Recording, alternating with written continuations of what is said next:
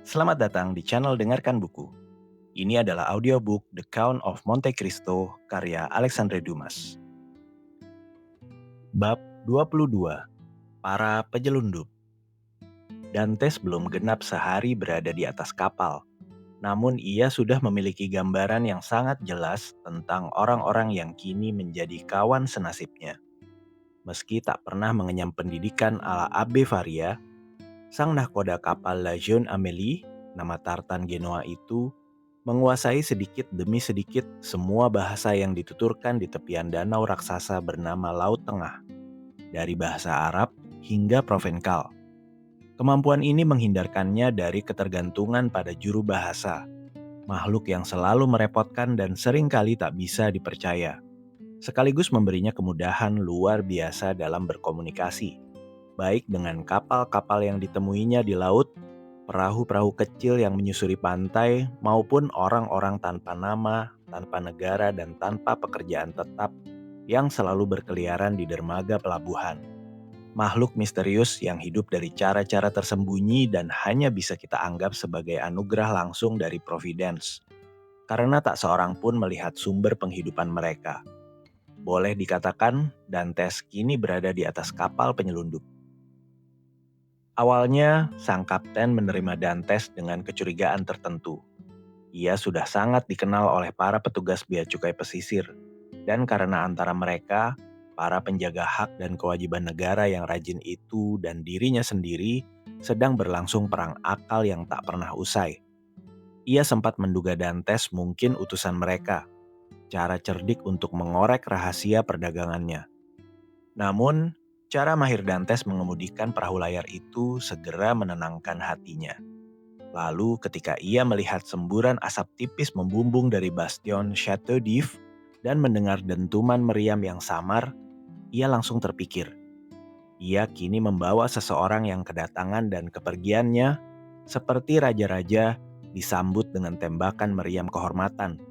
Ini membuatnya jauh lebih tenang tentu saja, daripada jika tamunya ternyata seorang petugas bea cukai. Namun dugaan ini pun lenyap seperti dugaan pertama. Begitu ia melihat ketenangan sempurna si pendatang baru itu. Dengan demikian, Edmond memiliki keuntungan mengetahui siapa sang pemilik kapal. Sementara sang pemilik sama sekali tak tahu siapa dirinya. Betapapun sang pelaut tua dan awak kapalnya berusaha mengorek informasi darinya, mereka tak berhasil mendapatkan apa-apa. Dantes memberikan deskripsi akurat tentang Napoli dan Malta, kota yang ia kenal sebaik Marseille, dan tetap kukuh pada kisah pertamanya. Maka si Genoa yang licik itu pun tertipu oleh Edmond, yang dibantu oleh sikapnya yang tenang, keahlian baharinya yang luar biasa, dan kepandaian berpura-puranya yang sempurna. Lagi pula, mungkin saja sang Genoa termasuk orang cerdas yang hanya tahu apa yang perlu diketahui, dan hanya percaya pada apa yang layak dipercaya. Dalam keadaan saling memahami semacam ini, mereka tiba di Leghorn. Disinilah Edmond harus menjalani ujian lain. Ia harus tahu apakah ia masih mengenali dirinya sendiri. Karena wajahnya sendiri tak pernah ia lihat selama 14 tahun. Ia masih ingat cukup jelas wajah mudanya dulu. Dan kini ia ingin tahu seperti apa wajah prianya sekarang. Kawan-kawannya percaya nazarnya telah terpenuhi. Karena ia pernah puluhan kali singgah di Leghorn, ia masih ingat seorang tukang cukur di Jalan Saint Ferdinand. Ia pun pergi ke sana untuk memangkas jenggot dan rambutnya. Sang tukang cukur tercengang melihat pria berambut dan berjenggot panjang, tebal, dan hitam legam ini. Kepalanya seperti potret karya Titian. Pada masa itu, memelihara jenggot sebesar itu dan rambut sepanjang itu bukanlah gaya yang lazim. Kini, seorang tukang cukur justru akan heran jika ada pria yang rela melepaskan keindahan alami semacam itu. Namun tukang cukur Leghorn itu tak berkata apa-apa. Ia langsung bekerja. Begitu selesai, dan Edmond merasa dagunya kini mulus dan rambutnya telah dipangkas sesuai panjang biasa, ia meminta cermin. Usianya kini, seperti yang telah kita katakan, 33 tahun. Dan 14 tahun penjara telah mengubah penampilannya secara luar biasa. Edmond masuk Chateau d'If dengan wajah bulat, terbuka dan berseri. Wajah pemuda bahagia yang hidupnya mulus, yang mengharapkan masa depan secerah masa lalunya. Kini semuanya telah berubah. Wajah ovalnya memanjang. Senyumnya kini berubah menjadi garis tegas yang menandakan tekad kuat. Alisnya melengkung di bawah dahi yang berkerut oleh renungan. Matanya penuh kesedihan dan dari kedalamannya sesekali menyambar api suram kebencian. Kulitnya yang lama terlindung dari sinar matahari kini pucat dan justru memberinya keindahan aristokratis khas pria utara, terutama karena dibingkai rambut hitamnya. Ilmu pengetahuan mendalam yang ia peroleh juga memberi wajahnya ekspresi intelektual yang halus, dan tubuhnya yang memang sejak lahir tegap, kini semakin kokoh, karena bertahun-tahun kekuatannya terkonsentrasi di dalam dirinya sendiri. Kegagahan tubuh ramping dan lincahnya dulu kini digantikan oleh kekar dan kekuatan otot yang matang. Suaranya pun berubah. Doa, tangisan, dan kutukan telah mengubahnya menjadi suara yang kadang lembut menusuk, kadang kasar dan serak. Selain itu, karena terbiasa hidup dalam senja dan kegelapan, matanya kini mampu melihat dalam malam gulita, seperti mata hyena atau serigala. Edmond tersenyum saat melihat dirinya sendiri. Mustahil sahabat terbaiknya, jika ia masih punya sahabat, bisa mengenalinya. Bahkan ia sendiri pun tak mengenali dirinya. Sang nakoda Lejeune Amélie yang sangat ingin mempertahankan awak seberharga Edmond menawarkan uang muka dari keuntungan masa depannya. Dan Edmond menerimanya. Begitu keluar dari tukang cukur yang telah mengubahnya untuk pertama kalinya, hal pertama yang ia lakukan adalah membeli pakaian pelaut lengkap, celana putih, kaos bergaris, dan topi. Pakaian sederhana yang sudah kita kenal. Dengan pakaian inilah dan mengembalikan kaos serta celana yang dipinjamkan Jacopo, Edmond muncul kembali di hadapan sang kapten. Sang kapten harus mendengar kisahnya berulang-ulang sebelum akhirnya percaya atau mengenali dalam sosok pelaut rapi ini pria berjenggot tebal, rambut kusut berlumut laut, dan tubuh basah kuyup yang dulu ia selamatkan dalam keadaan telanjang dan nyaris tenggelam. Terkesan oleh penampilannya yang menarik, sang kapten kembali menawarkan kontrak kerja. Tapi Dantes yang punya rencana sendiri hanya mau berjanji bekerja selama 3 bulan. Awak Lejeune Amélie sangat aktif dan patuh pada sang nahkoda yang tak pernah membuang waktu. Belum seminggu di Leghorn, palka kapalnya sudah penuh dengan kain muslin cetak, kapas selundupan, mesiu Inggris, dan tembakau yang lupa diberi cap bea cukai. Tugas sang nakoda adalah menyelundupkan semua ini keluar dari Leghorn tanpa membayar bea cukai lalu menurunkannya di pantai Korsika, tempat para spekulan tertentu akan mengangkutnya ke Perancis. Mereka pun berlayar. Edmond kembali membelah Laut Biru yang dulu menjadi cakrawala pertama masa mudanya, dan yang selama di penjara sering ia impikan. Ia melewati Gorgon di kanan dan La Pinosa di kiri, lalu menuju tanah kelahiran Pauli dan Napoleon. Keesokan pagi, seperti biasa sang nahkoda naik ke dek sejak dini hari. Ia mendapati Dantes bersandar di pagar kapal, memandang intens pada gundukan batu granit yang disinari cahaya kemerahan matahari terbit. Itulah Pulau Monte Cristo. Lejeune Amélie melewatinya sejauh 3/4 lig di kiri kapal, lalu terus menuju Korsika. Dantes berpikir, saat kapal melintas begitu dekat dengan pulau yang namanya begitu berarti baginya, ia hanya perlu melompat ke laut dan dalam setengah jam ia akan menginjakkan kaki di tanah yang dijanjikan. Tapi lalu apa yang bisa ia lakukan tanpa alat untuk menemukan hartanya, tanpa senjata untuk membela diri? Lagi pula, apa kata para awak kapal? Apa pikir sang nakoda? Ia harus menunggu. Untungnya, Dantes telah belajar menunggu. Ia menunggu 14 tahun demi kebebasan. Dan kini, setelah bebas, ia pasti bisa menunggu 6 bulan atau setahun demi kekayaan. Bukankah ia akan menerima kebebasan tanpa harta sekalipun jika ditawarkan? Lagi pula, bukankah harta itu khayalan belaka? Hasil imajinasi si Abe Malang Faria yang mungkin telah mati bersamanya. Memang benar, surat Kardinal Spada sangat rinci dan jelas. dan Dantes mengulanginya dalam hati dari awal hingga akhir, karena ia tak melupakan sepatah kata pun. Malam tiba dan Edmond melihat pulau itu berubah warna oleh senja, lalu menghilang dalam kegelapan. Dari pandangan semua orang kecuali dirinya sendiri. Matanya yang telah terbiasa dengan kegelapan penjara masih mampu melihatnya lebih lama daripada siapapun. Ia tetap sendirian di dek. Keesokan pagi, mereka berlayar di lepas pantai Aleria. Sepanjang hari mereka menyusuri pesisir dan saat malam tiba, tampaklah api-api dinyalakan di daratan. Posisi api itu jelas merupakan isyarat untuk mendarat, karena sebuah lentera kapal segera digantung di puncak tiang, menggantikan bendera kecil yang biasa berkibar. Mereka pun mendekati pantai hingga hanya sejauh tembakan meriam.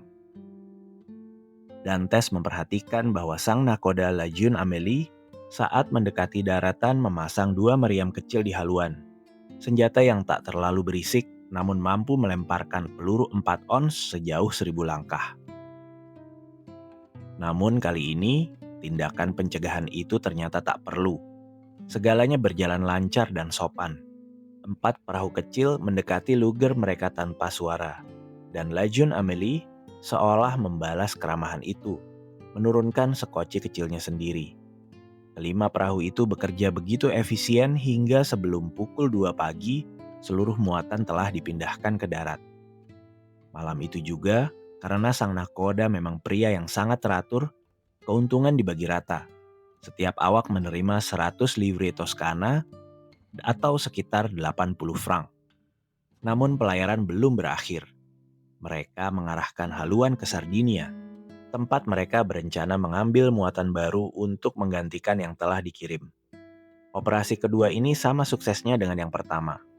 Lejeune Amélie memang sedang beruntung. Muatan baru ini ditujukan ke pesisir Kadipaten Lucca, dan hampir seluruhnya terdiri dari cerutu Havana, anggur sherry, dan anggur Malaga.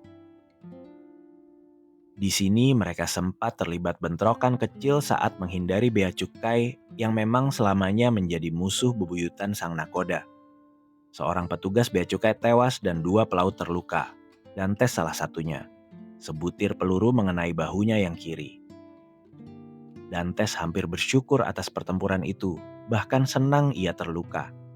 Ini pelajaran kasar yang mengajarinya cara memandang bahaya dan keteguhan yang dibutuhkan untuk menanggung penderitaannya. Ia menyambut bahaya dengan senyum, dan saat terluka ia berseru seperti filsuf besar. Rasa sakit, engkau bukanlah kejahatan. Ia juga sempat melihat petugas bea cukai yang sekarat, namun entah karena panasnya pertempuran atau dinginnya perasaan manusia, pemandangan itu nyaris tak menggoyahkan hatinya. Dantes kini berada di jalan yang ia pilih, menuju tujuan yang ia idamkan. Hatinya perlahan mengeras seperti batu di dalam dadanya. Jacopo yang melihatnya jatuh mengira ia tewas. Ia segera berlari mendekat, mengangkat tubuhnya lalu merawatnya dengan kasih sayang seorang kawan sejati. Dunia ini memang tak seindah yang diyakini Dr. Pangloss, tapi juga tak sejahat yang dikira Dantes. Pria ini yang seharusnya hanya mengharapkan warisan bagian uang hadiah kawannya, justru menunjukkan kesedihan yang tulus saat melihatnya terjatuh. Untungnya seperti telah kita katakan, Edmond hanya terluka. Dengan ramuan herbal yang dikumpulkan di musim tertentu dan dijual oleh para perempuan tua Sardinia kepada para penyelundup, lukanya cepat sembuh. Edmond lalu memutuskan menguji Jacopo. Ia menawarkan seluruh bagian uang hadiahnya sebagai balas jasa atas perhatiannya.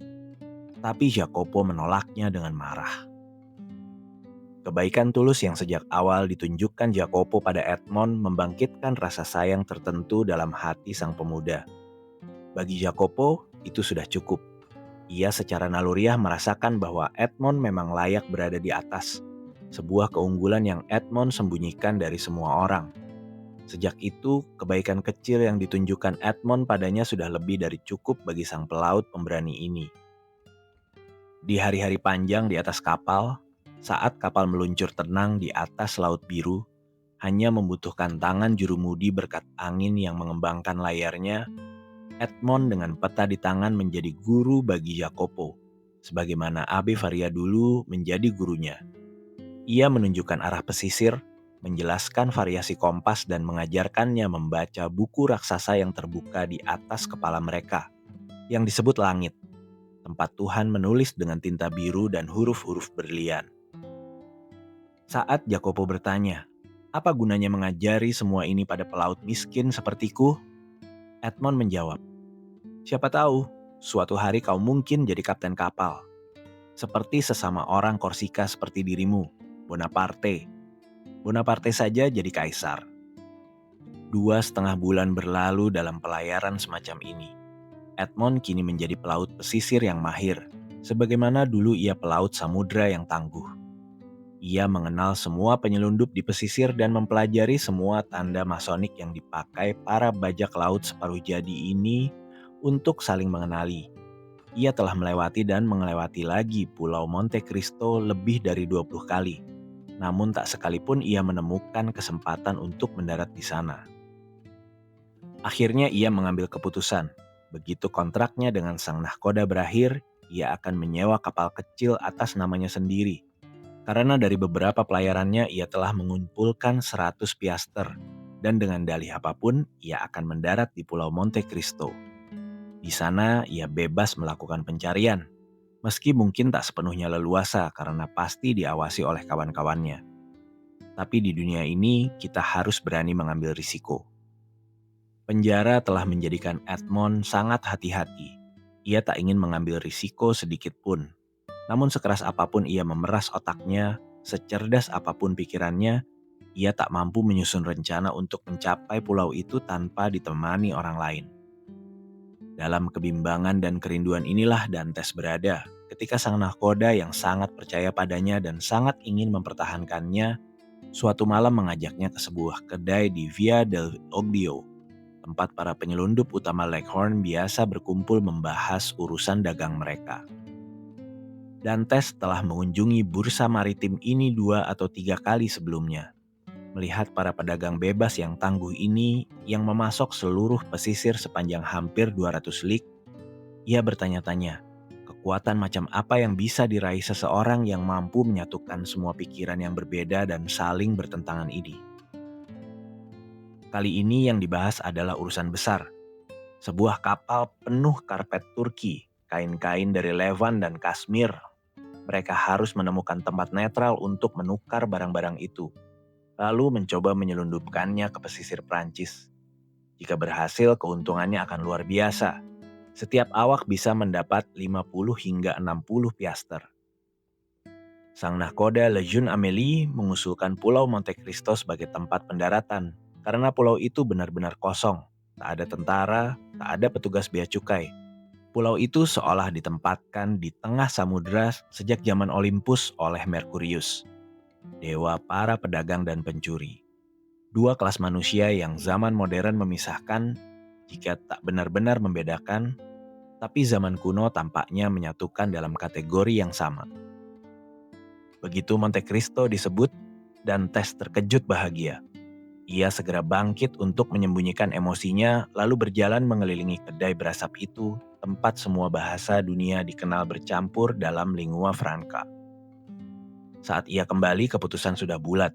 Mereka akan singgah di Monte Cristo dan berangkat malam berikutnya. Saat dimintai pendapat, Edmond menyatakan bahwa pulau itu menawarkan keamanan sempurna dan usaha besar seperti ini harus dilakukan dengan cepat agar berhasil. Rencana pun tak diubah. Perintah diberikan, berlayar malam berikutnya, dan jika angin dan cuaca memungkinkan, mereka akan tiba di pulau netral itu keesokan harinya.